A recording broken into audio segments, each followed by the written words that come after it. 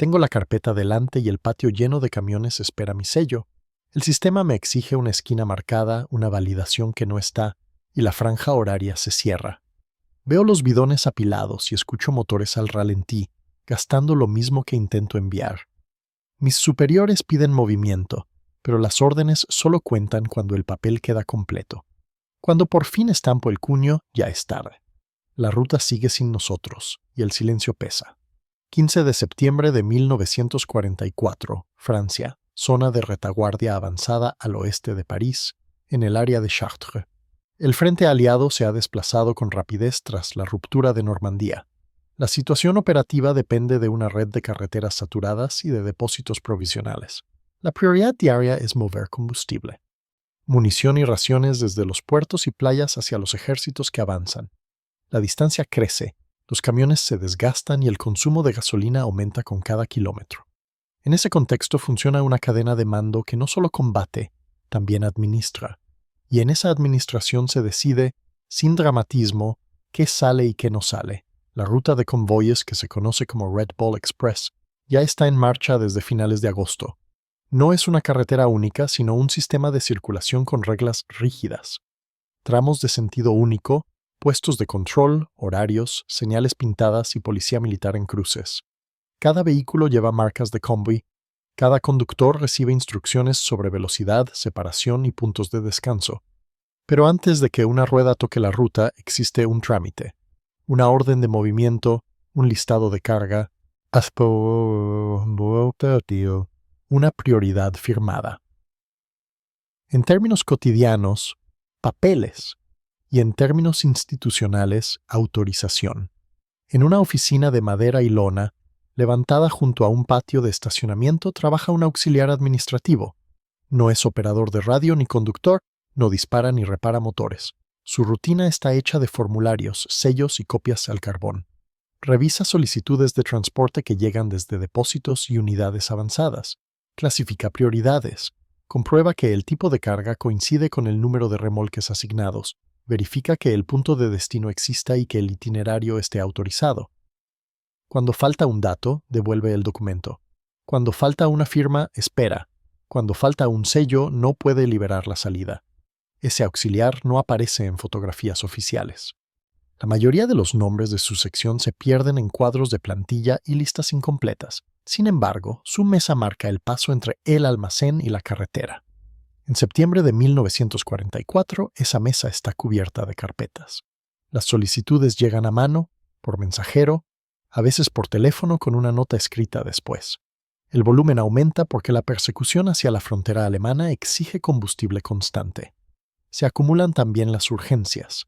Cada unidad considera su necesidad como la principal. La oficina intenta imponer un orden que, sobre el papel, es lógico. En el terreno, ese orden se rompe con frecuencia.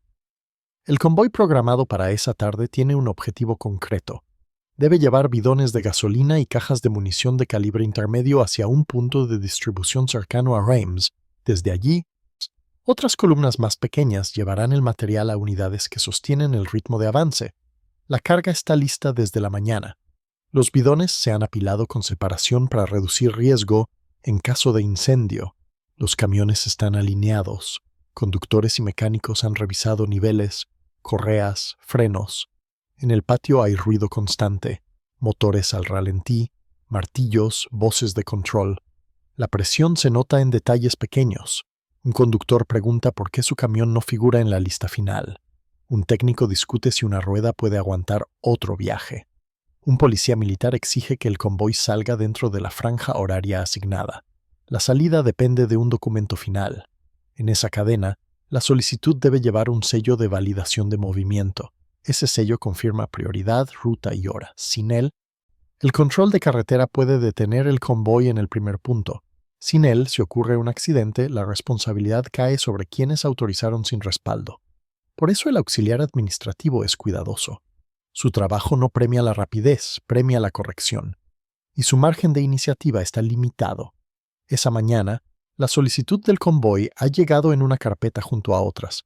El mensajero deja el paquete y se va. En la cubierta de la carpeta hay una nota breve. Indica que la carga es prioridad alta, por necesidad de combustible. Dentro hay una lista de camiones y un destino.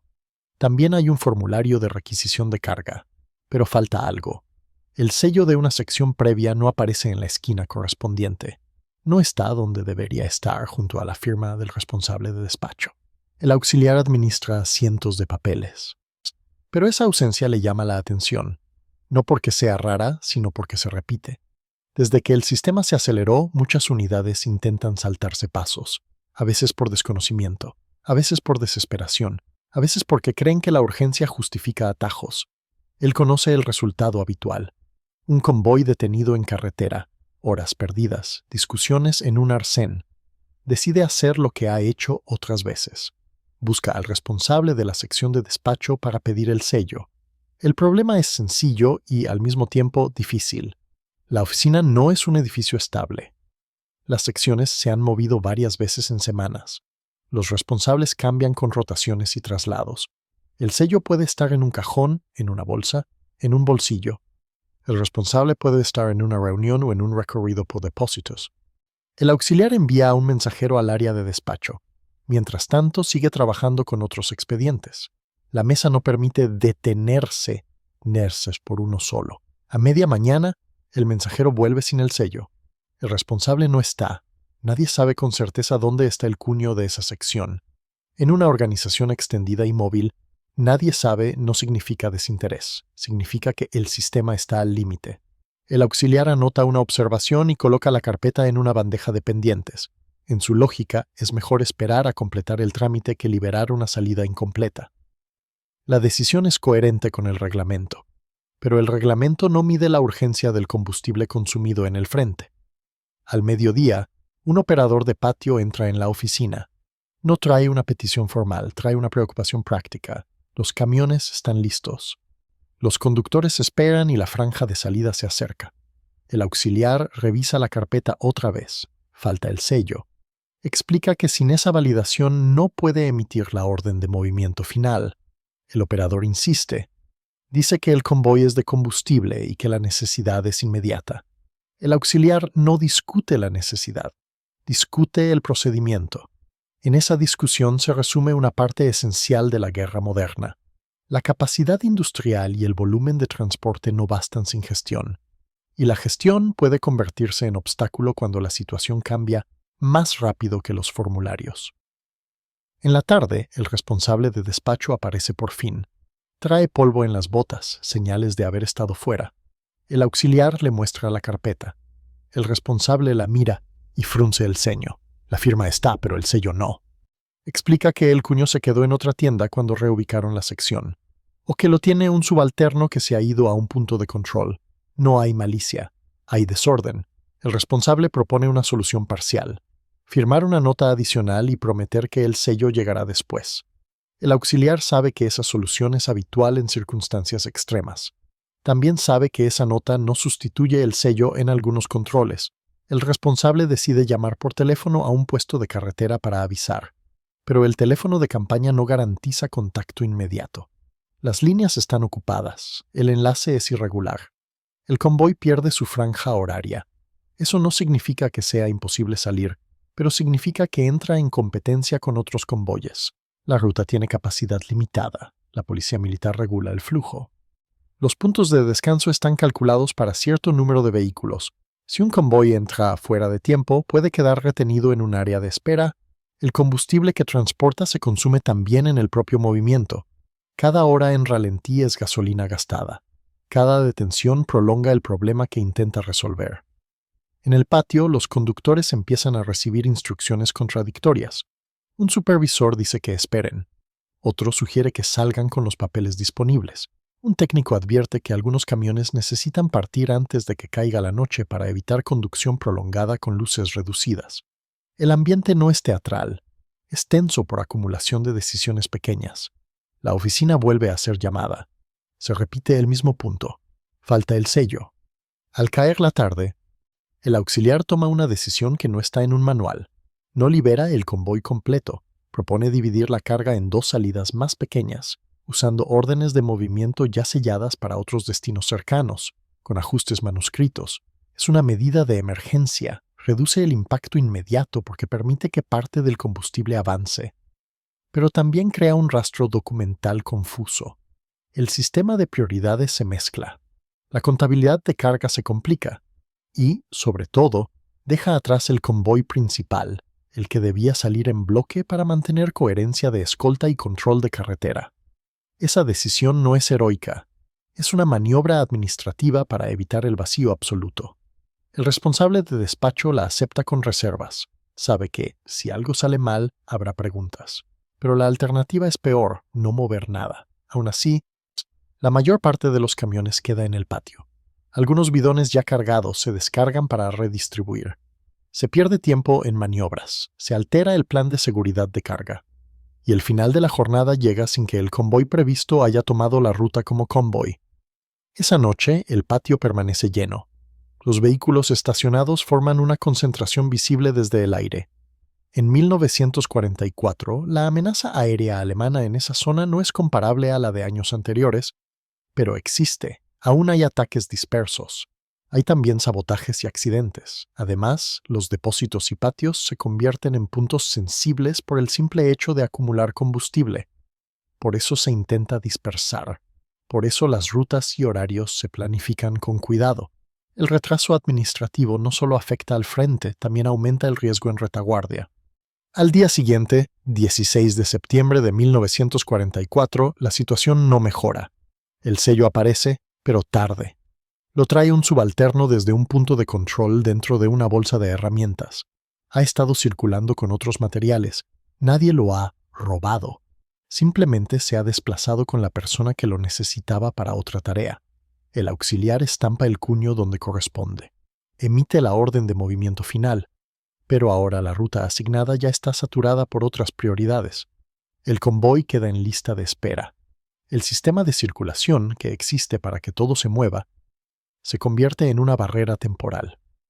Mientras se espera, llegan informes de consumo elevado en unidades adelantadas. La persecución hacia el este se está frenando por falta de combustible en algunos sectores. No es la única causa. Hay puentes dañados, carreteras estrechas, desgaste mecánico, resistencia enemiga en puntos clave. Pero el combustible es un factor constante. Por eso cada retraso se siente como un peso adicional. En el patio, un supervisor insiste en que el convoy debe salir ese mismo día. La oficina responde que ya tiene papeles, pero necesita ventana de ruta. A media tarde, finalmente se autoriza una salida parcial. El convoy original se reduce. Algunos camiones se reasignan a otras cargas. Se intenta priorizar bidones sobre munición, porque el combustible es más crítico en ese momento. La salida ya no es la prevista. Es un remiendo logístico. Los primeros vehículos parten con luces cubiertas siguiendo normas de conducción nocturna, pero la columna es más pequeña y menos cohesionada. Eso tiene consecuencias. En una carretera secundaria, un punto de control detiene a parte de los vehículos. Los papeles están, pero no coinciden exactamente con el listado original.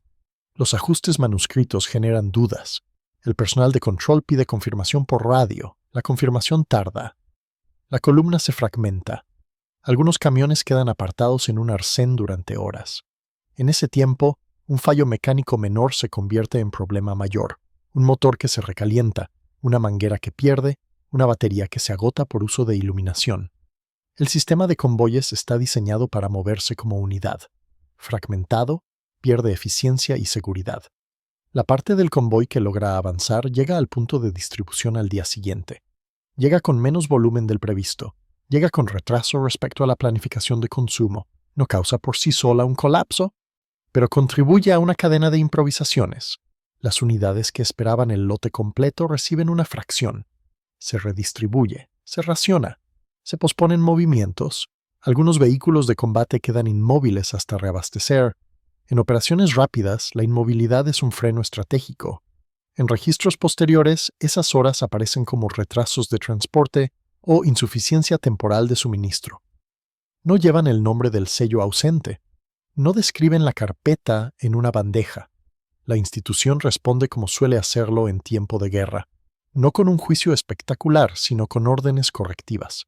Se emiten directivas sobre custodia de sellos y formularios. Se refuerza la exigencia de que cada sección mantenga su material de validación controlado. Se reorganizan bandejas de trámite. Se asignan mensajeros dedicados a documentos críticos. Se insiste en que los patios no acumulen combustible más tiempo del imprescindible. Esas medidas son razonables. También son la admisión indirecta de que el sistema ha estado funcionando con fricción. Para el auxiliar administrativo, la experiencia deja una marca silenciosa. No recibe medallas por resolver un atasco documental.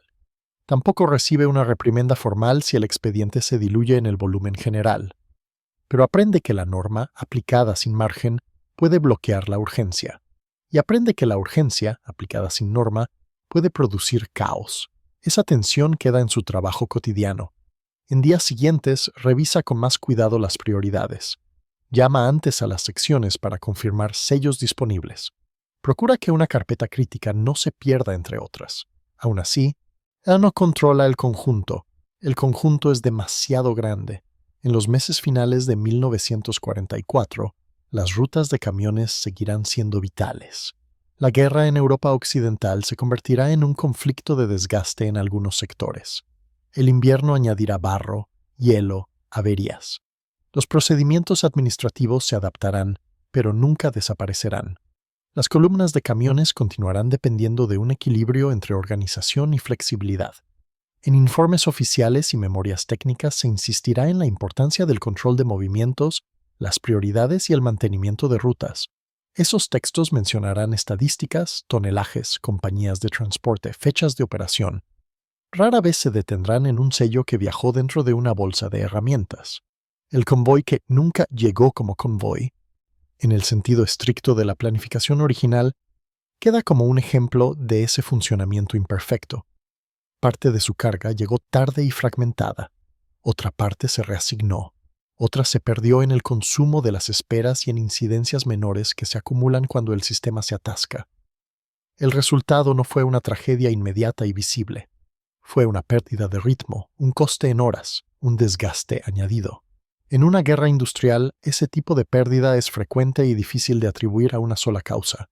Años después, cuando se estudie la logística de 1944, se hablará de distancias, de puertos insuficientes, de la presión sobre las carreteras, de la competencia entre ejércitos por recursos limitados.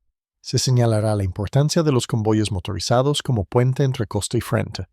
Se recordará que el transporte fue un límite real para el avance. En ese análisis, la burocracia no aparece como caricatura, aparece como una herramienta necesaria que, bajo presión extrema, puede convertirse en obstáculo. Los procedimientos nacen para evitar errores. Cuando el sistema es móvil y acelerado, los procedimientos también deben moverse y acelerar. Si no lo hacen, un detalle mínimo se convierte en un retraso tangible. La oficina de Chartres, como tantas oficinas de campaña, desapareció cuando el frente se desplazó. La mesa se plegó, las carpetas viajaron en cajas, los sellos se guardaron con más cuidado, al menos durante un tiempo. El auxiliar siguió su trabajo en otro punto, con otra lona, otro patio, otra pila de formularios. Su función continuó siendo la misma, convertir una necesidad en una autorización. Su legado no fue una frase memorable, ni una escena de combate. Fue la lección silenciosa de que el movimiento de un convoy depende tanto de motores y carreteras como de un sello colocado en el lugar correcto.